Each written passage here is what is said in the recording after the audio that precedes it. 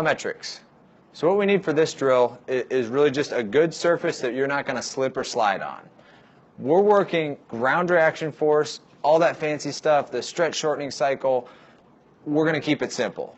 We want to get on and off the ground as fast as we possibly can. This relates not only to jumping, but also cutting and sprinting. When we're sprinting, it's about that pop in and out of the ground, being able to be as fast as we can. And remember, the fastest people in the world spend the least amount of time on the ground.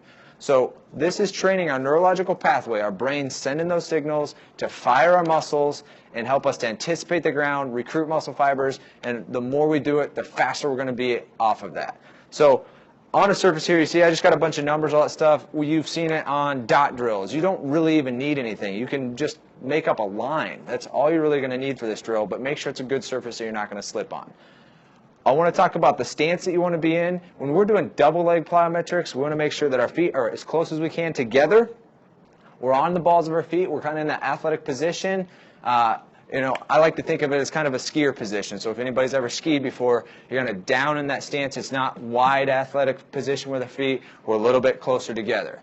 Heels are off the ground, and then we're going to make sure what we're looking for is that our upper body really isn't moving, and our legs are moving out from that. So if you flip a funnel upside down, that's kind of what you would be looking at, is not moving, and these are moving.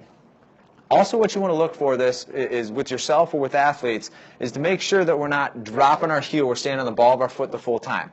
These really shouldn't be that long. So if I were to say we're going to do 1-4 side to side, back and forth, we want to keep it probably under 8 seconds, about 8 to 6 seconds, and that's usually what I'm going to use, is just nice, quick, as fast as we can motions to work on that ground reaction force back and forth where we came from.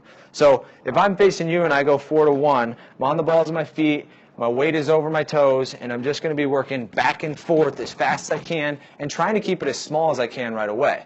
You can do 1,000 different variations, whether it's working different numbers or different combinations of numbers. But really what I want you to get out of this is keep it really simple, probably keep it under about 5 minutes, and you're going to do 6 seconds, so maybe in a minute you do 4 or 5 reps, you get about 15 to 20 reps of 6 seconds, and you're just working that ground reaction force, that foot speed, and helping you transfer that to the ground in all the athletic things that you do, whether that's sprinting, whether that's cutting, or whether that's just building that pathway to learn to jump and also land. So keep it simple, work fast, challenge yourself, and really the last tip I'll give you here is stay square in everything you're doing. So don't rotate here. Everything stays square, our hips stay square, our feet stay pointed forward, and we just make sure we're going as fast as we can through that, but doing it mechanically correct.